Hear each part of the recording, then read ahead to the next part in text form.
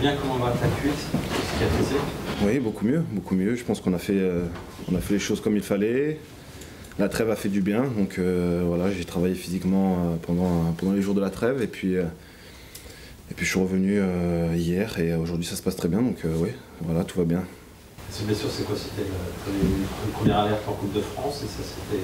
C'est ça, j'ai une première alerte en Coupe de France, où j'ai ressenti quelque chose. On voyait une légère lésion, mais rien de très grave. Et puis, donc, il fallait jouer contre Lille. Donc, j'ai fait des soins pendant 3 jours. Et puis, ça s'est bien passé à Lille. J'ai rien ressenti, mais malheureusement, j'ai ressenti une vive douleur contre le Benfica. Et malheureusement, j'ai dû sortir. C'est bien de pouvoir postuler de nouveau à une place de titulaire. Oui, ou essayer d'apporter quelque chose. Maintenant, voilà, je pense que je me sens bien, les sensations reviennent, donc maintenant, essayer d'apporter quelque chose à l'équipe, titulaire ou non titulaire, voilà, je répondrai présent. C'est le sprint final? Oui, c'est le sprint final. Je pense qu'on a fait les calculs avec le staff. La saison dernière, on était avec 1 point de moins, à je crois 10 points du 5e. Là, on a 1 point de plus, on est à 6 points du 5e, je crois, donc voilà, on ne peut pas dire qu'on ne peut pas le faire. Maintenant, on n'a pas forcément le droit à l'erreur, mais je pense qu'il y a des points à gagner, il reste 9 matchs. Donc voilà, le sprint final, hein, très important dans n'importe quel championnat, à nous d'essayer de faire ce qu'il y a à faire. Est-ce que c'est un peu un nouveau championnat qui commence, libre de Coupe d'Europe, de matchs tous les 3 jours, etc. On peut l'aborder comme ça? Oui, c'est vrai qu'on a l'esprit, entre guillemets, plus tranquille, parce qu'on n'a plus la Coupe d'Europe. Physiquement, on peut le voir dans l'intensité des entraînements, ça va beaucoup mieux. Maintenant, ça ne fait pas tout. Il faudra mettre de l'envie, il faudra y croire. Et puis comme on dit, tout est faisable. D'autant que c'est une équipe qui joue, donc c'est pas pour nous déplaire. Oui, c'est une équipe qui joue, mais comme on peut le voir, on n'a pas forcément de facilité à domicile. Maintenant, à nous de prendre le match par le bon bout et essayer d'aller les percuter, essayer de marquer des buts et de ne pas en encaisser. Voilà, c'est tout un ensemble qui fait qu'on pourra faire un bon match. Après, c'est une équipe qui joue, une équipe dangereuse avec un attaquant qui est en pleine confiance, que je connais très bien. Donc voilà, c'est à nous d'y croire et à nous de grappiller des points match après match. Il va falloir montrer autre chose que lors des dernières prestations. Oui, c'est sûr, il va falloir montrer autre chose. Maintenant, je pense que même si on fait un non-match, le résultat est important, mais c'est vrai qu'on se doit de beaucoup plus jouer, de beaucoup plus maîtriser les matchs.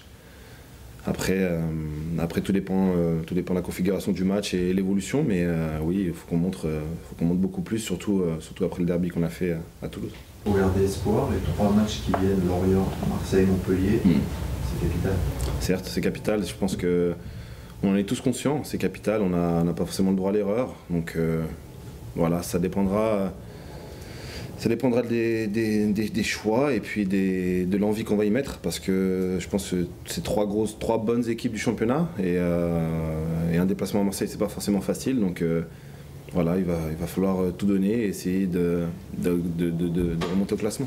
On sait qu'il y a ce rendez-vous face à Lens. Est-ce que tu n'as pas peur que le groupe soit omnubilé par cet objectif? Parce que la Coupe de France, peut-être, l'objectif pour avoir l'Europe. C'est vrai que ça pourrait arriver, mais je pense que ça serait une erreur de notre part. Parce que certes, il y a Lens, mais il faut passer Lens et un match après. Donc rien n'est fait, rien n'est décidé. Donc non, je pense qu'il faut se concentrer comme on a essayé de le faire quand on avait la Coupe d'Europe sur tous les tableaux et ne pas en négliger un et essayer de voir si ça peut nous sourire et surtout éviter les déconvenus dans le sens où on pourrait perdre tout dans les 2 compétitions. Donc voilà, c'est une question surtout d'état d'esprit, je pense. Tu parles beaucoup d'envie, tu en avais parlé la dernière fois à Chaban aussi, en disant clairement les choses. C'est quelque chose qui est pour toi essentiel, ça vient aussi de ton expérience en Angleterre, la gagne.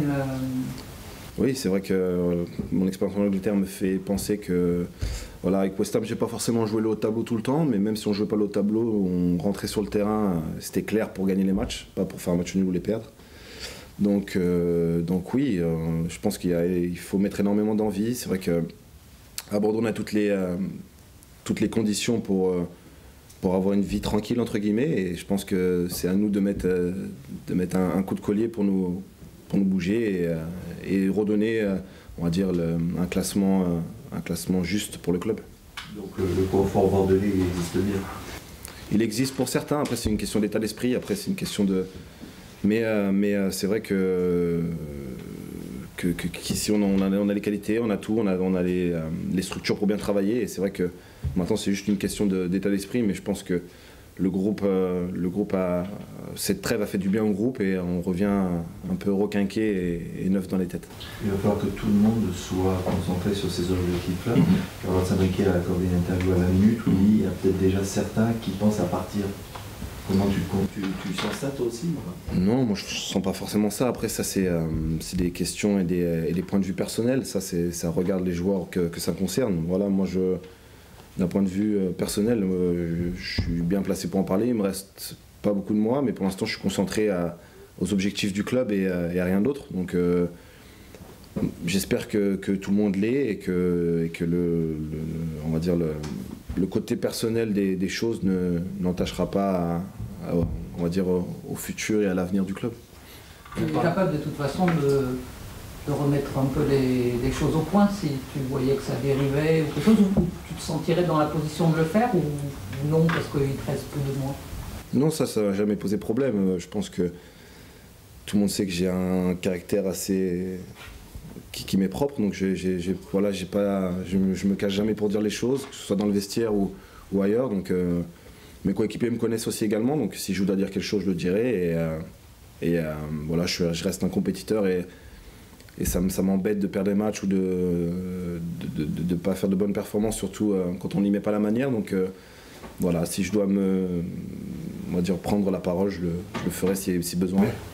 On a parlé d'envie, d'état d'esprit, mais comment est-ce que ça permet d'expliquer le déchet technique qu'il peut y avoir, notamment face à Toulouse, dans le jeu, qui est quand même quelqu'un matin, sauf le respect du groupe, à un niveau quand même pathétique, quoi. Donc, comment on explique ça? Expliquer, je sais pas. Après, il y a des matchs où on est dedans, des matchs où on l'est moins. Voilà, après, il y a des matchs qui font qu'on n'a pas forcément la réussite aussi technique. Je ne peux pas l'expliquer, mais parfois il y a des matchs où on devrait marquer, on ne marque pas, ça pourrait nous libérer énormément. Ça n'arrive pas, et après on se crispe, je pense, et on a un surstress qui fait qu'on peut rater des passes. Je ne peux pas l'expliquer, mais ça peut arriver. Voilà, malheureusement, c'est arrivé contre Toulouse, et j'espère que ça se reproduira plus. C'est pour une certaine impatience finalement. Il suffit qu'un grain de sable, ça rigole pas tout de suite, et ça nous fait perdre. Oui, ça peut arriver.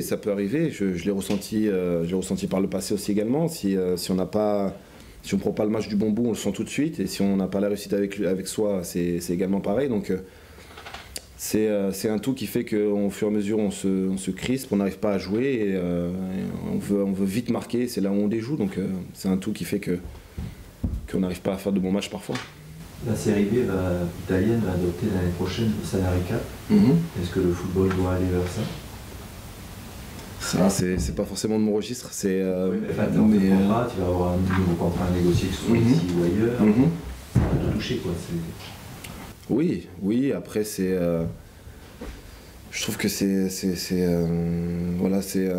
une politique qu'il y a aux États-Unis qui est pas forcément une des meilleures, parce qu'il peut y avoir des inégalités au niveau du vestiaire ou des choses comme ça, des privilèges que certains ont ou d'autres n'ont pas. Après ou il peut y avoir aussi également des égalités dans le sens où tout le monde a le même salaire. Ça, c'est une question financière que je pense les clubs se posent en France. Maintenant, je pense pas que je sois assez apte pour en parler, mais c'est vrai que ça peut... malheureusement, ça peut être positif pour les clubs, mais ça peut être en défaveur du championnat, parce que ça va faire, je pense, pour moi, partir beaucoup de joueurs. Pas forcément dans le sens où on est avare d'argent, mais surtout parce que il faut gagner sa vie également. Donc voilà, je pense... On verra ce que ça donnera si ça arrive, mais je pense pas que ce soit positif pour le championnat. Si tout le monde le fait, parce qu'il y a la crise. Oui, si tout le monde le fait parce qu'il y a la crise, il va falloir s'adapter comme les changements qu'il y a eu au niveau des règles du foot. Voilà, il va falloir s'adapter et voir par la suite. Un mot sur le départ à la retraite du Ulrich Fahmy. Ouais, pour moi, c'est une personne qui m'a énormément apporté quand je suis arrivé ici, par son calme et sa sérénité, et puis par son expérience également.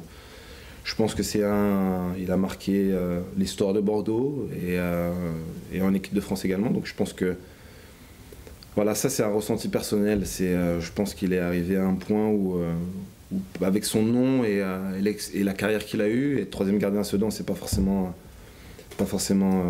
glorifiant. Donc je trouve ça pour moi dommage, mais s'il le ressent comme ça, bonne après-carrière à Ulrich. Qu'est-ce qu'il a apporté dans le groupe?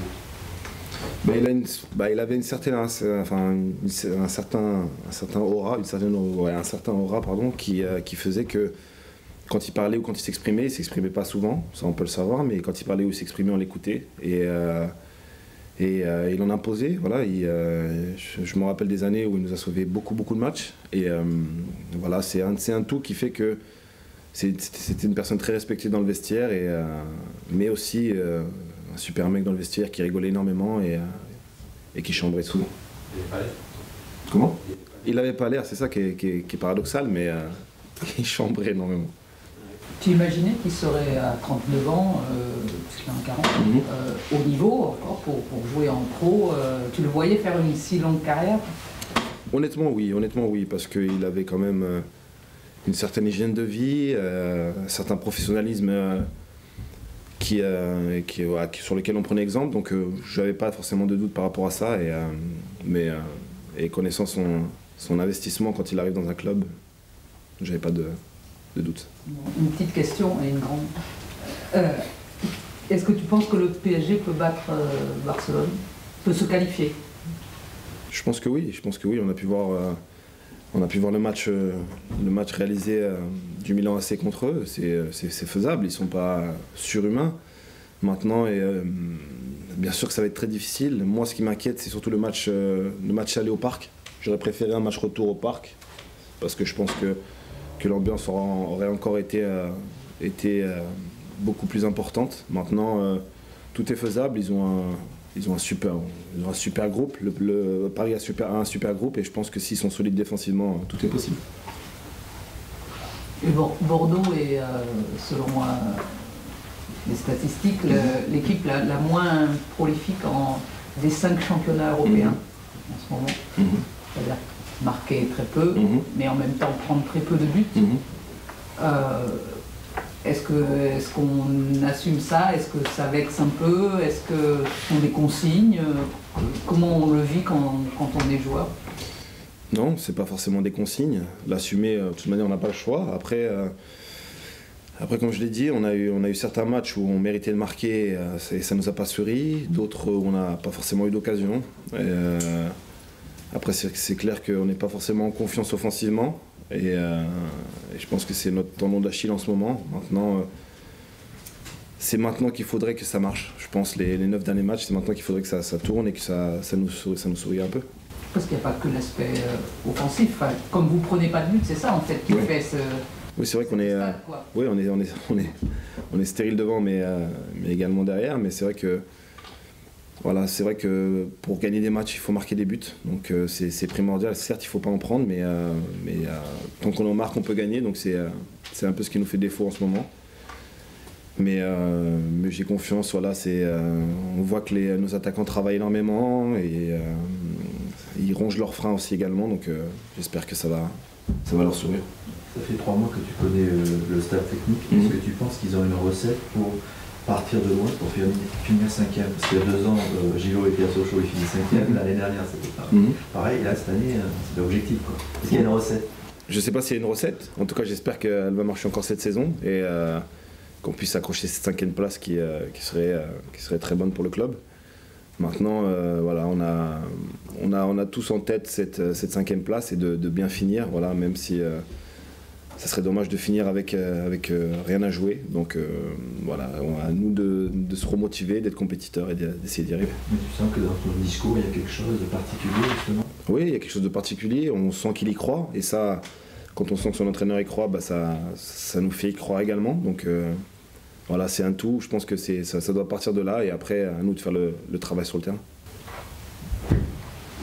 Merci. Merci.